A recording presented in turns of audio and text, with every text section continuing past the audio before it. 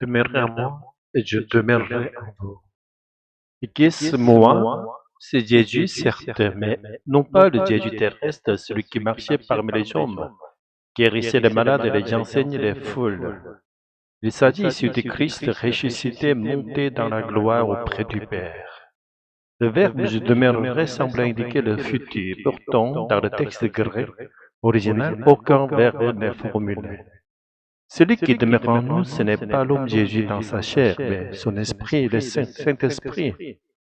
L'esprit du Christ, il serait toutefois erroné de penser que cet esprit est une force impersonnelle.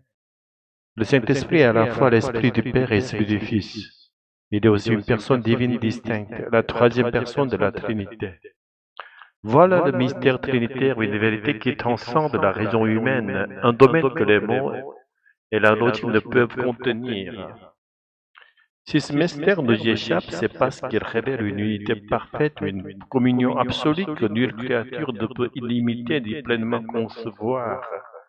Et pourtant, il ne faut pas renoncer à le contempler, car si nous ne cessons de le chercher, un jour dans le silence de l'âme ou dans la lumière de l'éternité, il nous sera donné d'en goûter la beauté. Revenons au verset Abide Mimi and I. On remarque qu'après I, aucun verbe ne suit. La traduction a supposé que le verbe abide était sous-entendu et donc parfois rendu au futur. À propos de cette parole, trois lectures principales sont proposées. Une promesse conditionnelle. Si vous demeurez en moi, alors moi aussi je demeurerai en vous. C'est l'interprétation la plus communément admise. Le commandement inverse, puisque je demeure en vous, vous devez demeurer en moi.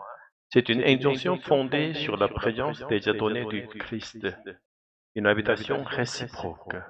Le Christ demeure d'abord en nous, c'est l'initiative de la grâce. Et nous ne pouvons demeurer en lui que si nous accueillons cette grâce. Dans cette réponse libre, il n'est pas possible d'entrer dans l'amour trinitaire. Cette union réciproque qui est participation à la vie éternelle de Dieu. Ces trois interprétations sont légitimes, mais si l'on médite attentivement sur le silence du verbe dans le grec, sur cette absence pleine de sens, c'est la troisième approche qui semble pénétrer le plus profondément dans le mystère de notre union spirituelle avec le Christ. Comment le Christ peut-il demeurer éternellement en nous? Par sa passion, il a expié nos fautes.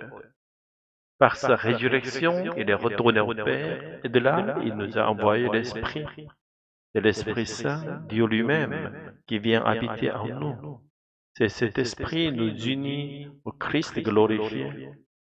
Parce qu'ils sont parfaitement un, recevoir l'Esprit, c'est accueillir le Christ. Cette réalité n'est pas soumise au temps, elle transcende le passé, présent et futur.